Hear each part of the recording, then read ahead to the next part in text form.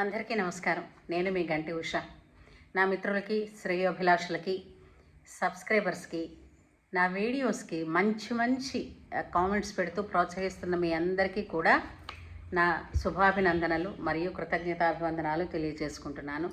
శ్రీమాత్రే నమః. మనం శ్యామలా దండకాన్ని రోజుకొక శ్లోకం చొప్పున నేర్చుకుంటున్నాం కదండి. అందులో భాగంగా దండకంలో ఈరోజు 3వ శ్లోకం అన్నమాట. మొదటి 2 శ్లోకాలు ఒకసారి అనుకుందాం, తర్వాత 3వ శ్లోకాన్ని నేర్చుకుందాం. జై జనని సుధా సముద్రాంత హృద్యన్మణిద్వీప సంరూఢ బెల్వాట వేమచ్చ కల్పద్రుమా కల్ప కాదంబ కాంతార వాసప్రియే కృత్తి వాసప్రియే సర్వలోకప్రియే. మొదటి శ్లోకం. సాదరారబ్ధ సంగీత సంభావన సంభ్రమాలోలనీపస్రగాబద్ధ చోళీ సనాధత్రికే సానుమత్పుత్రికే. ఇది 2వ శ్లోకం. 3వది నేర్చుకుందాం.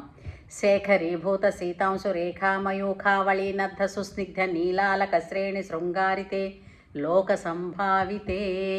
ఇది 3వ శ్లోకం అండి. దీని అర్థం ఏంటి అనంటే, శేఖరీభూత సీతాంశు రేఖామయూఖావళీనద్ధ సుస్నిగ్ధ నీలాలక శ్రేణి శృంగారితే అంటేనట సిగదండ వలె మారిపోయాయట చంద్రకిరణాలు.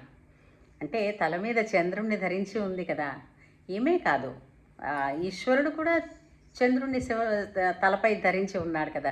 శీత కిరణాలు అంటారు, అంటే చల్లని కిరణాలు ప్రసరిస్తున్నారనమాట. అలాగా అవి ఈమె తలపైన ఉంది, అతని తలపైన ఉంది. ఈ కిరణాలు ఒక హారంలాగా, అంటే సిగలో ఒక దండ కింద అయ్యాయట. అయితే అంతటి ఆ సిగదండతో చంద్రకిరణములతో కూడిన సుందరమైనటువంటి నల్లని ముంగురులతో అలరారుతున్నటువంటి ముఖారవిందము గల ఓ జనని, అందరి భావనలకు కూడా గమ్యమైన తల్లి. అంటే మనలో కలిగే భావనలు అన్నీ కూడా ఆ భవానీయే. భవుడు ఈశ్వరుడు, అంటే జీవుడు ఈశ్వరుడు. అయితే మనలో భావనలు కదలికలు అన్నీ కూడా అమ్మవారే అని చెప్పకనే చెప్పే శ్లోకం అండి ఇది. వచ్చేసింది కదా 3వ శ్లోకం కూడాను. ఏంటది? శేఖరీభూత సీతాంశు రేఖ మయూఖావళీనద్ధ సుస్నిగ్ధ నీలాలక శ్రేణి శృంగారితే లోక సంభావితే.